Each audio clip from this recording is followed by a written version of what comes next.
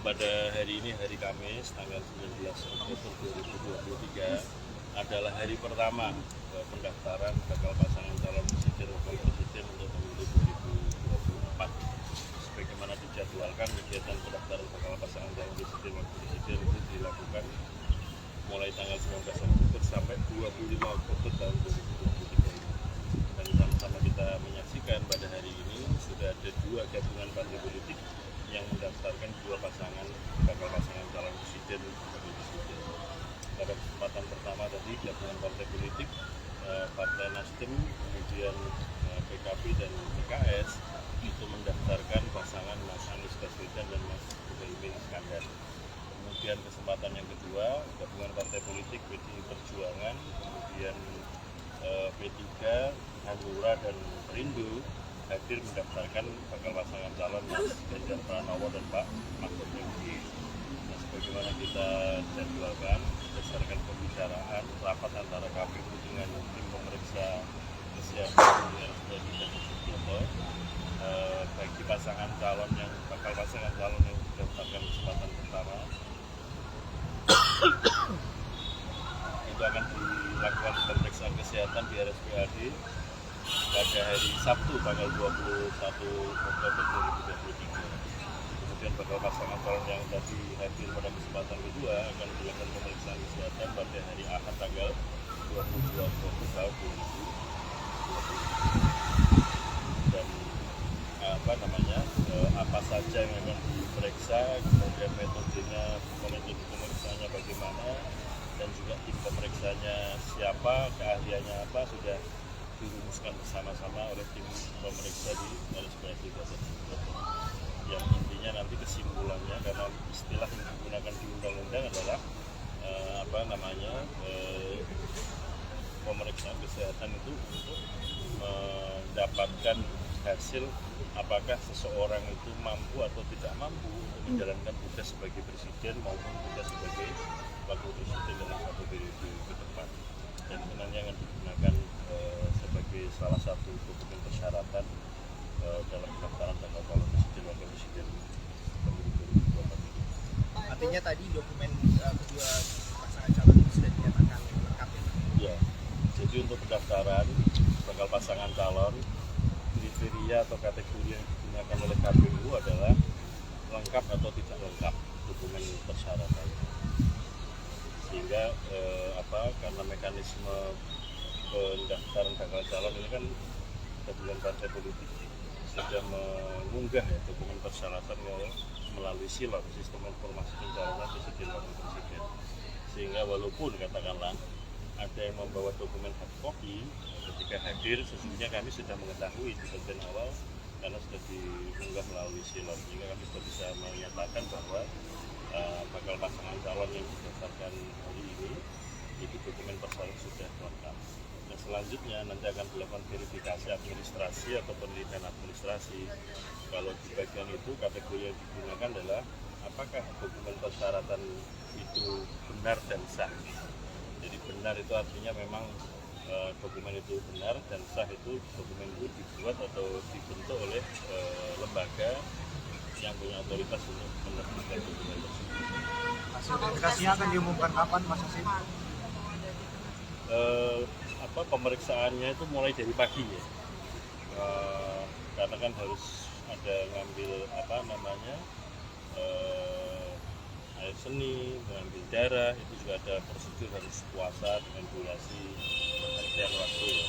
Puasanya itu puasa makan, tapi tidak puasa minum, dan ada durasinya. Kalau misalkan pemeriksaan jam sekian, maka harus mulai puasanya jam sekian, itu sudah ditentukan oleh tim pemeriksa dulu.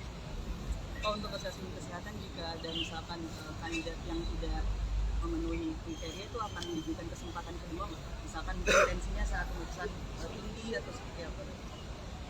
Yang akan menentukan pemeriksaan itu hasilnya bagaimana, perlu diulang atau tidak dalam kondisi-kondisi tertentu, otoritasnya di tim pemeriksa kesehatan, karena kami memahami, kami menyadari KPU ini kan tidak punya kompetensi untuk menentukan itu, yang punya kompetensi adalah tim pemeriksa di RSUD.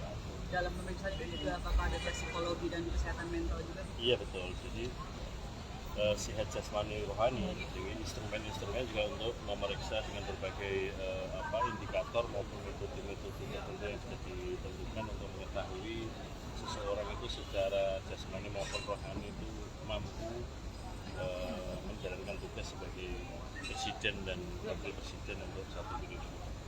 Mas Hasyim, Pak, ada hasil evaluasi verifikasi kapan akan diumumkan? Apa? Hasil verifikasi dokumen itu kapan akan diumumkan? Tanggalnya hasil penelitian. Intinya nanti penetapan untuk menyatakan pasangan calon yang memenuhi syarat itu pada tanggal 13 November 2023 ini. Untuk semua paslon. Karena kan KPU menetapkan pasangan calon yang memenuhi syarat dan ditetapkan sebagai peserta pemilu presiden maupun presiden. Mas, berarti yang dua bapak paslon ini sudah mulai identifikasi dokumennya itu besok. Besok ya. Pak Hasyim, apakah sudah dapat informasi KPU paslon lainnya yang akan mendaftar begitu? Jadi pada dasarnya secara prosedural SOP standar operating procedure yang ditentukan bahwa kalau ada gabungan partai politik yang hadir di KPU untuk mendaftarkan bakal pasangan calon itu harus mengirimkan informasi melalui surat tertulis kepada KPU tentang kapan akan hadir ke KPU dan mendaftarkan bakal pasangan calon. Batasan paling lambat adalah H-1 atau 1 hari sebelum kehadiran di kantor KPU. Jadi misalkan seperti pasangan gabungan partai politik yang hadir pada kesempatan pertama itu sudah beberapa hari yang lalu menyampaikan surat pada KPU. Demikian juga gabungan partai politik yang hadir pada kesempatan kedua hari ini juga demikian sudah mengirimkan surat pada KPU beberapa hari yang lalu.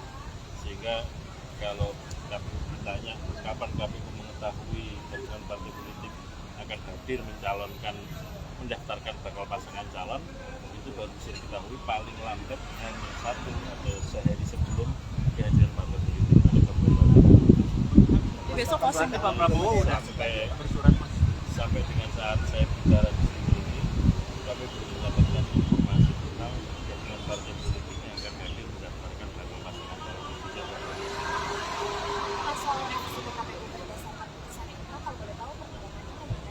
KPU sudah membuat surat kepada pimpinan partai politik yang menyampaikan bahwa agar partai politik menghormati putusan Mahkamah Konstitusi dan surat kami kepada segenap pimpinan partai politik peserta pemilu itu juga kami sampaikan kepada pemerintah melalui Menteri dan juga kepada DPR melalui Komisi 2.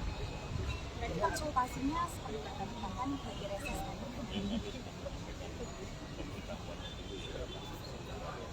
Kalau evaluasi untuk kehadiran pendukung dua pasang calon dari ini. Sepanjang yang kami ketahui ya melalui monitor tangkapan layar yang kami bisa ikutin, alhamdulillah relatif tertib. Tapi intinya yang menjadi urusan atau tanggung jawab KPU adalah personel yang masuk ke kantor KPU. Sebagaimana kami sampaikan sejak awal bahwa pimpinan partai politik dan tim yang akan mendaftarkan bakal pasangan calon itu masuk ke ruangan pendaftaran itu maksimal 30 orang. Kemudian pengiringnya kita kasih kesempatan sebagaimana teman-teman mengetahui kita siapkan tempat di parkir kantor KPU ini maksimal atau paling banyak adalah 200 orang. Dan secara keseluruhan harus ada nama yang jelas karena nanti akan kita berikan kartu identitas kepada semua pihak yang masuk ke kantor KPU supaya kemudian semuanya tertib dan nyaman kalau sekjakan yang terang. Nah untuk yang di luar kantor KPU kami juga berkoordinasi dengan pihak pengamanan untuk kepolisian mengatur tertib lalu lintas dan ketertiban yang lainnya termasuk Hasil Mas akan ada dan alhamdulillah kalau kita saksikan setahu saya ya tadi datang ke kantor KPU kan hadirnya dari arah timur kan dua tim ini. Nah namanya kan beliau sudah mengakui bahwa karena gelombang kedua atau tim kedua yang akan hadir dari arah timur, mereka membubarkan dirinya kan ke arah barat. Artinya apa? Sebetulnya komunikasi politik antar partai politik, antar tim kami meyakini berjalan dengan baik. Mas, tapi di pendaftaran Pak Anies dan Pak Muhaymin tadi mereka terbatas 15 menit ya Pak, dan banyak pendukung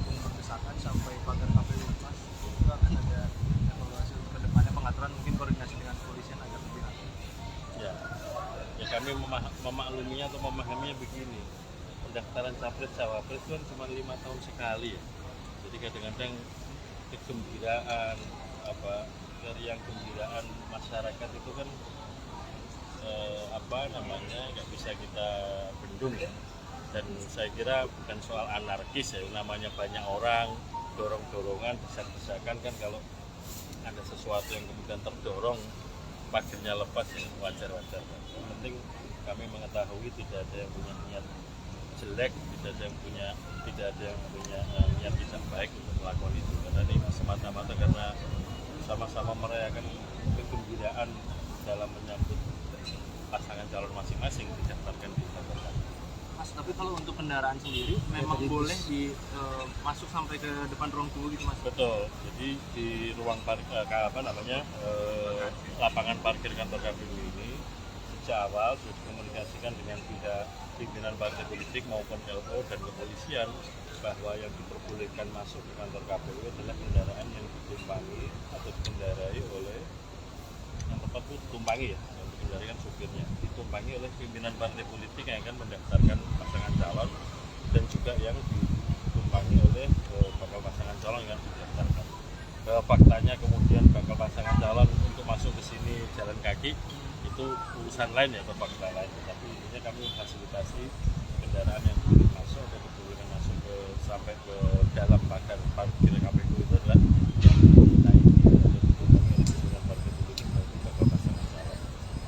Cukup? Untuk sekarang Pak, soal keterlambatan waktu tadi pendaftaran yang seperti jam 8 tadi ada jam 10, artinya tidak ada evaluasi Ya, sebetulnya menjadi bahan evaluasi, tapi kan kemudian kami dari pihak KPU kan mengkomunikasikan kepada semua partai politik, baik yang hadir di bagian awal maupun hadir di bagian yang giliran berikutnya. So, kita komunikasikan sejak beberapa hari sebelumnya, karena kita kan sebenarnya sama-sama menjaga kehormatan kita masing-masing ya, bahwa masing-masing partai politik maupun masing-masing tim pasangan calon pasti punya pengikut, sehingga kemudian harus kita komunikasikan supaya sama-sama bisa katakanlah menertibkan atau mengendalikan pengikut atau rombongannya masing-masing.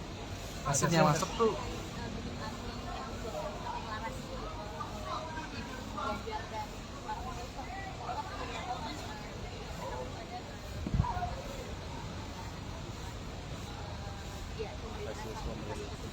Yang dilarang itu kampanye, dan ini belum saatnya kampanye.